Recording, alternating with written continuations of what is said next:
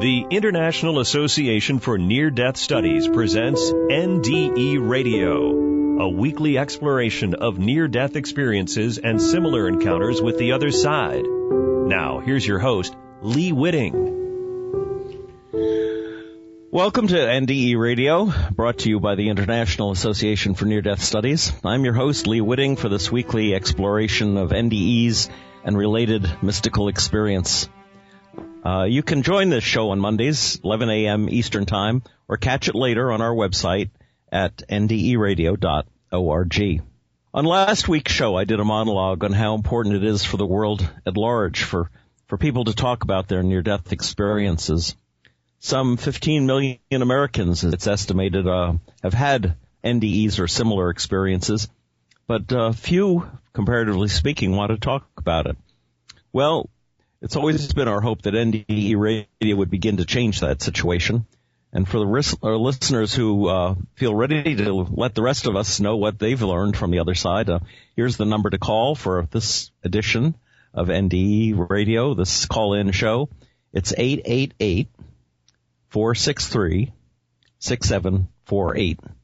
That's 888-463-6748. And I hope you will call, whether you've had an NDE, a similar mystical experience, or if you're just would like to talk about that. In the meantime, I am going to pull from the files of the International Association for Near-Death Studies some of our monthly NDEs. One of the big advantages of being a member of IANS is that Ann Ellis puts together, pulls from our files an NDE of the month. And it goes out by email to everyone who's a member. And so I'm going to read a few of these to you because they are fascinating. This one was the August 2014 selection, and I'll just start from the beginning. These are all anonymous to protect the identity of the experiencer, unless they wish to communicate that information. My experience, he writes, was of being killed in a tractor accident when I was 15 years old and becoming a spirit, standing next to my uncle as he kept driving the tractor, not knowing I was pulled into the wheel and axle of the farm tractor. He was driving while watching the potato rows so as not to run over them. When I heard a voice on my left side call out his name, he stopped the tractor and got off to go around looking at the sprayers, and the whole time I am just watching him. Next thing I know, he's calling out my name and then discovering my body wrapped up around the axle. From there, I have blackout moments of him carrying my body, me watching them merge into the body and talking to him as he is carrying my body out of the potato field, then to the truck and to the hospital. Then I woke up in a room in the hospital to hear the doctor saying, "It's a miracle I'm alive, but they have to amputate my leg." I really woke up then and felt for my leg and told the doctor there's no way he was going to take my leg, and so they didn't. They said I would be dead by now, and here I am 4 years past my due date of dying, so I live on until death kills me again. And I did. The second time I died was truly an amazing experience. I was burned to death in a gasoline fire, and there was a nurse there the whole time trying to save my life. I ended up calling out to God to bring me to heaven, and he did, and I felt my spirit leave the body and go through the ceiling and up into space. At first it was dark and silent, and I felt like a balloon floating upwards. I was excited.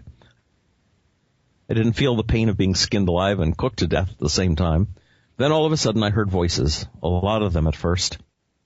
They were crying, and I got concerned, wondering who they were and why they were crying and why am I hearing it. Then I noticed I was still flying upwards and that the voices were getting farther and fainter and fewer. The further I got, the less I could hear. Then came one voice, and clearly she said, "I love you." Then it went silent. At first I could feel myself turning to my left as I was leaning my head back toward where I heard the voice come from. But then I remembered the pain I felt, and I turned back forward and away from the earth. It was still nothing but darkness as I traveled away from the earth. I can think and feel comfort, and I wasn't worried about the fact that everything was just dark and peaceful. All of a sudden I see a speck of light. Then, as if I blink I see a wall of starlights, and then I am in them, and I feel as if I have stopped, just floating in space. I feel as if I have a smile from ear to ear, and I looked around and saw all the stars around me, and I think, I don't need air or water, hot or cold. I'm in space, and I'm at peace. And the serenity of being there was truly heavenly. Next thing I know, I noticed the star getting bigger and brighter than all the others, and I desired it to be the star of my next life, and I was getting even more excited to see and be a part of it. And it was getting bigger and brighter, even faster, and I'm wondering, am I moving toward it, or is it moving toward me? So I looked around to see the other stars were a blur, and I knew it was me moving towards the star to be the star of my next life, and I even got more excited when all of a sudden I feel someone come up from behind me, placing his hands under my arms and picking me up, and I felt to be a child of 2 or 3, and I giggled and laughed like air pockets in a plane or the sudden drop of a roller coaster ride. I giggled and laughed as if I felt being pulled away from the star of my next life. I could feel myself being drawn in and carried like a baby in our Father's arms, and I was at comfort and at peace, and I went right to sleep. When I woke up, I could see my lower half was a ghost, and I was merging into a body, and I thought I was coming to life in physical heaven, and I was excited to be part of it. And as my ghost was completing into the body, I could feel myself take a deep breath to start my life. And I sat up and looked around and saw I was alone, and I wondered where all the other angels were. I got off the bed and went looking for them, and when I found them, they screamed and shouted at me that I was a ghost and to get away. So I walked outside and saw it was night outside, and I saw the shadows of the trees and looked up and saw the stars in the night sky and remembered being there, and I looked back down wondering, what is this place where I am? Then this guy came walking up to me to say I was dead a long time, and the ambulance was on its way to take my body to the morgue. He kept asking me what it was like being dead so long. I then asked him if this was heaven, and he said no, and started to really get excited to want to know what heaven was like, and I got more worried to want to know what is this place and why it wasn't heaven. Then all of a sudden, my girlfriend at the time came out and told me to come on. We're going to the hospital. I was afraid I would go back into shock before the ambulance was going to get there. She drove me to go meet the ambulance, and we ended up in the hospital, and they wanted to skin graft my body, but I wouldn't let them and asked how I could heal on my own. And so aloe and burn bandages were my best friends for 2 years, and I don't have any scars, and I was covered in burns from head to ankles. It's been 21 years now. I have nothing but memories of that night. I was 27 years old at the time. Really amazing as you hear these stories. You begin to realize how individual they can be, how totally personal they can be, and at the same time they can have universal ingredients that make them very believable because of the confirmation of what is seen on the other side. If you'd like to call in, it's 888-463-6748. All right. No calls yet, so let me go on to another story.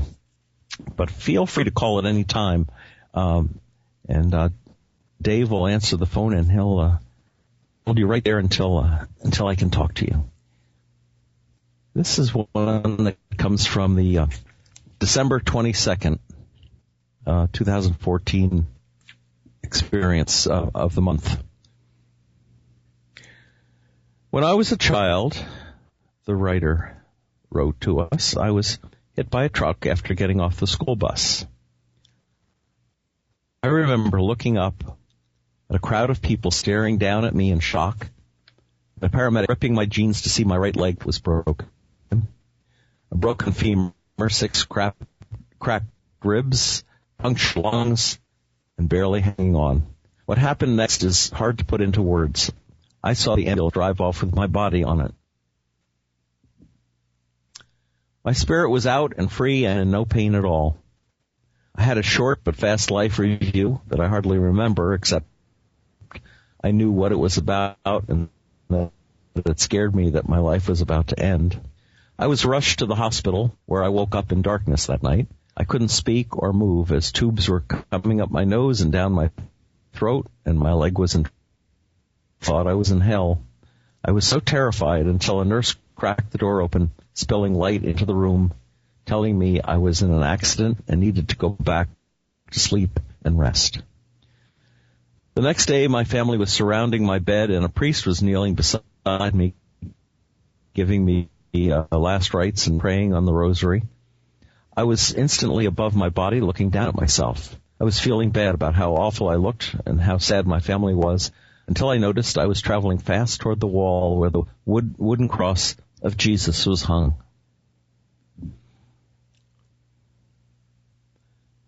I went into a huge ball of white light that protected me in it and brought me to heaven. I could see myself skipping, laughing, and holding a man's strong hand.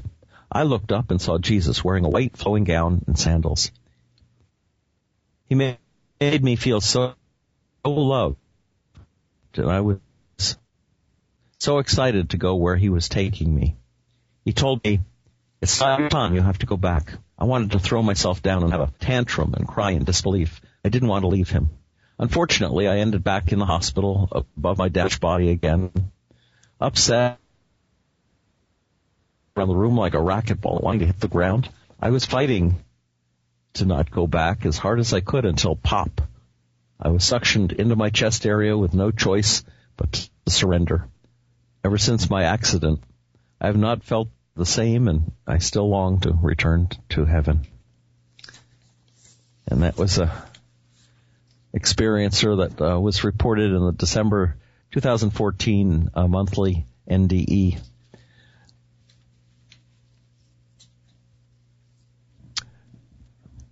Let me give you the phone number again, in case you'd like to call in.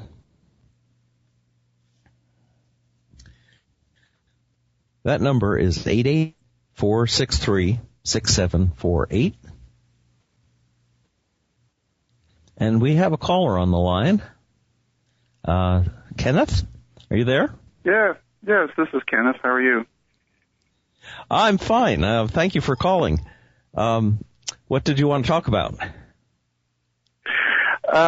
One of the last stories that you read by someone, I guess it was submitted, I don't know how it was done, probably to your office somehow, but they talked about being picked up and feeling like a child and feeling the love of God and all that, and that's almost exactly the same description that I've written about in my case.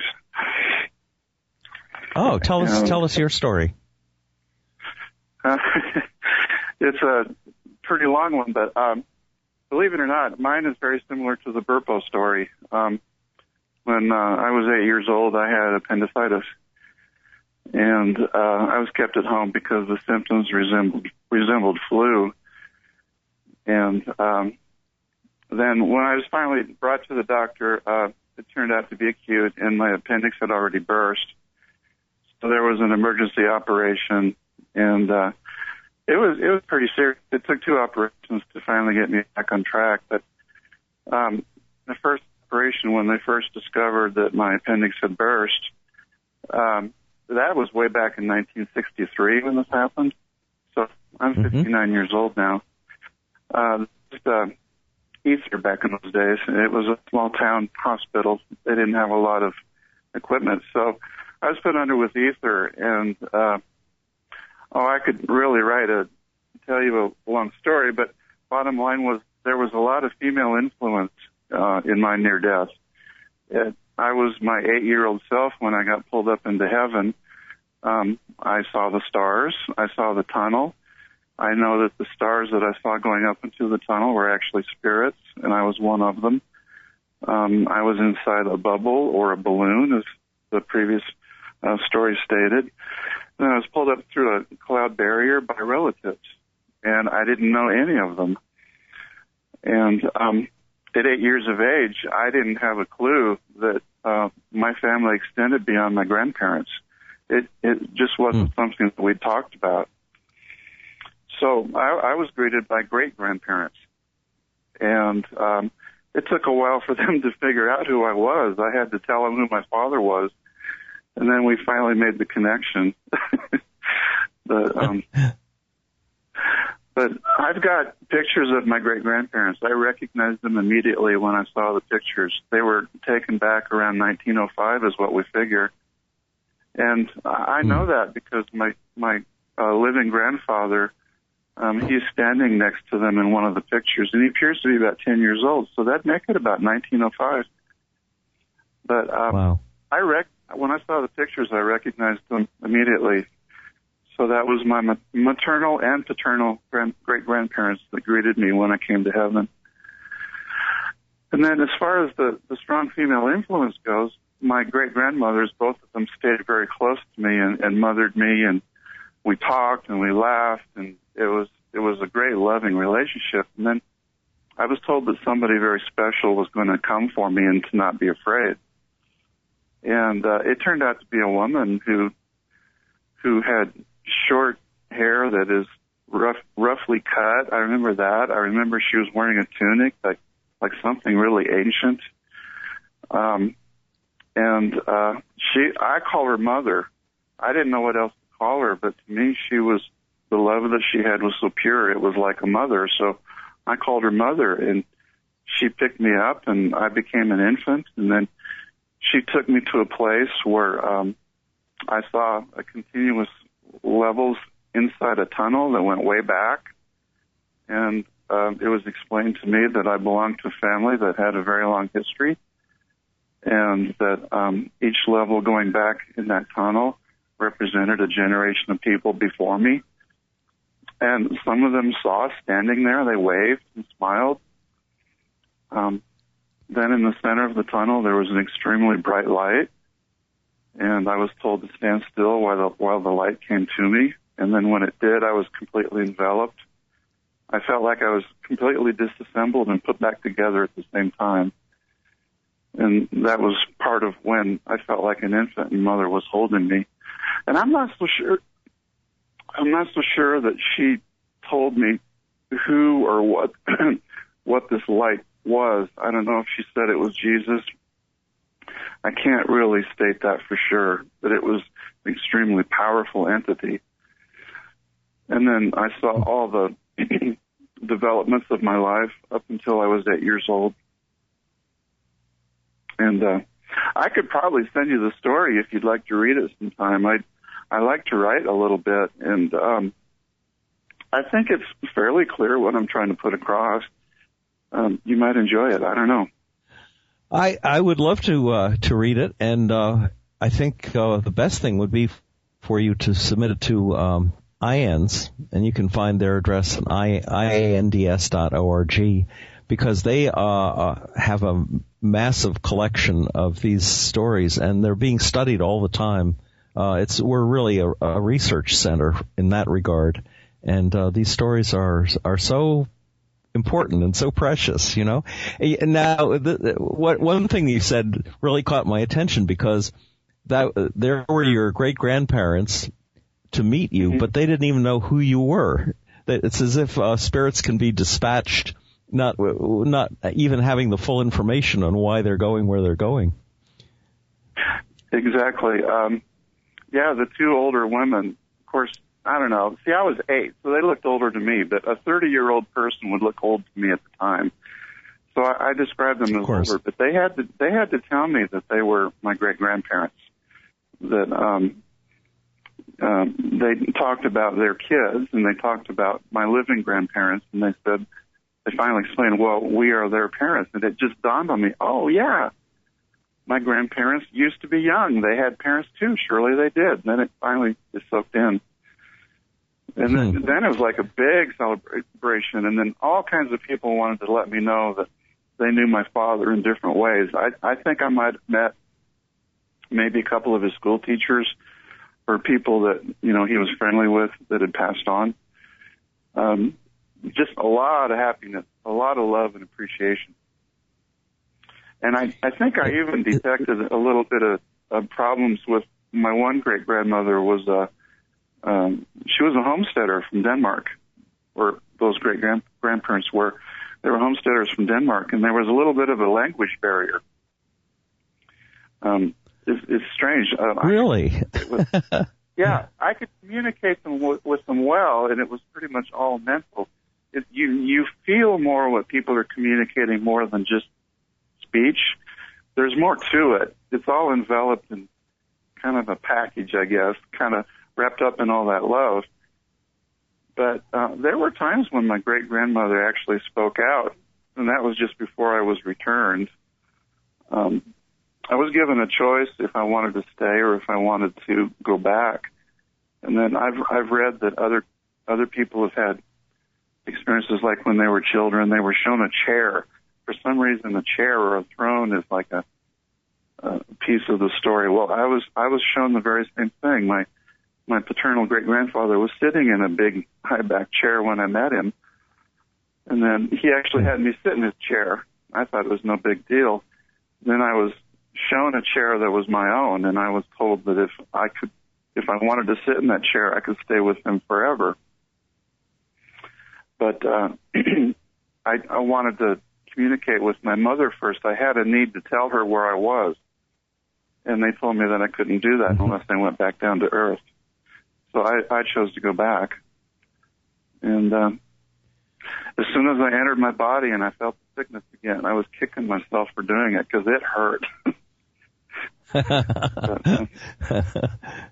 Now, did you tell your parents about your experience right away, or did you keep it to yourself? Well, I learned to keep it to myself, but right there in the hospital room when I woke up, my living grandparents were there. Of course, my mother was there. I don't remember if my dad had made it yet. I think my grandfather was there. But anyway, my grandmother was holding my hand. She was a very sweet, little lady, but boy, she was a good, powerful person. Anyway, the first thing I said was, "Grandma, I met your mother up in heaven," and it stunned her. Her mouth was kind of hanging open, and I can still hear her reaction. And all the adults in the room, all of a sudden, "Oh no, you must have had a dream. You've been terribly sick. It was just a dream." And they're all agreeing with each other and leaving me out because I was just a kid. And I remember feeling really frustrated with everybody that they would do that to me. It's like, I am telling you the truth. There's no question of whether or not you're telling the truth when you're in heaven. They know. But on earth, we have to hear things, and then we have to figure it out for ourselves, and then we have to filter it. And we make life a lot more complicated than we need to. Boy, isn't that the truth? Yeah. And so anyway, what I'll do is now go ahead. I was just going to say, how do you feel your experience affected your life, perhaps growing up, or maybe even more so when you were an adult? Well, my childhood wasn't really all that pleasant. In some ways, it was beautiful because I could really understand the love and the happiness in our family when we got together and we did things as a family, and there was love involved. Like happy occasions, like Christmas and whatnot. I loved being around family in those moments. But then there's the hardships of life that have to be dealt with, and the way children, I in particular, had to be coerced to really get involved in life on Earth. I didn't really want to. And so I didn't really care for some of my school teachers. I thought they were too harsh. They were too judgmental. And I didn't agree with them. And so I had a stubborn streak of my own. I just wanted to sit and daydream and just go off into things, think about beautiful things that I was interested in. I didn't want to have to stick to the books and read my studies and whatnot. And that was terribly frustrating for the adults around me.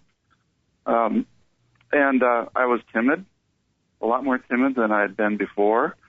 And in some cases, I got picked on because some of the fellow kids, some of my classmates, they noticed that the adults were having a hard time with me, and you weren't supposed to do that when you were a kid.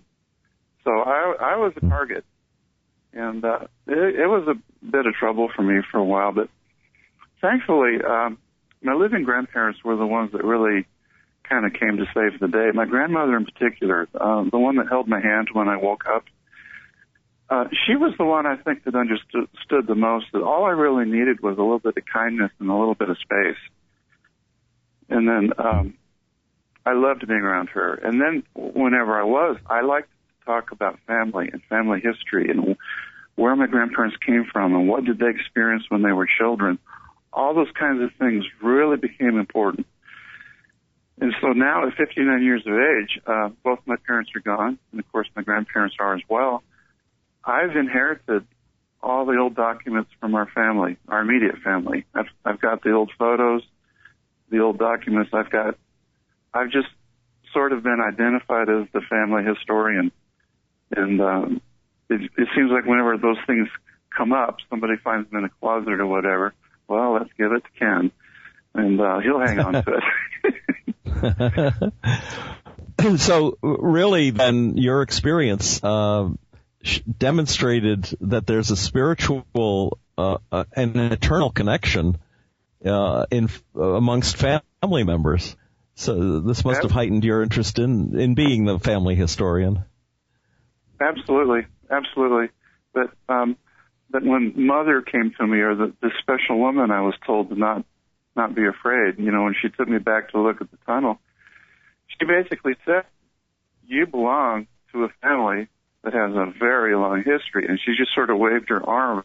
This tunnel was there, and I could see all these other generations going back and back, and it did go back a long ways. My family name is Danish by heritage. And I guess I've been to Denmark, and I picked up a phone book when I was there, and my last name is like everywhere. It's just as common as Smith is to us here in the United States. So, yeah, there's a lot of it. But the thing is, our family name, I guess you call it a surname? It's not very common here in North America. Canada. There's not many of us, not really. Just to get off on, we don't have much time left, but do you feel there is reincarnation at all? And if so, does it take place within the same family? I don't know that it takes place in the same family, but I can't completely disagree with reincarnation. I think maybe the human race has kind of attached some things to it that make it more complicated than it is. Like you got to go back to suffer to purify your soul, for example. I didn't get that, not at all. It's not like a punishment. It's the way Earth is. I look at it more like God is living and existing within the rules of the universe, so to speak. That's where he exists. And he created us. We were there with him first. We're extensions of God. Every single one of us. Every human heart is an extension of God.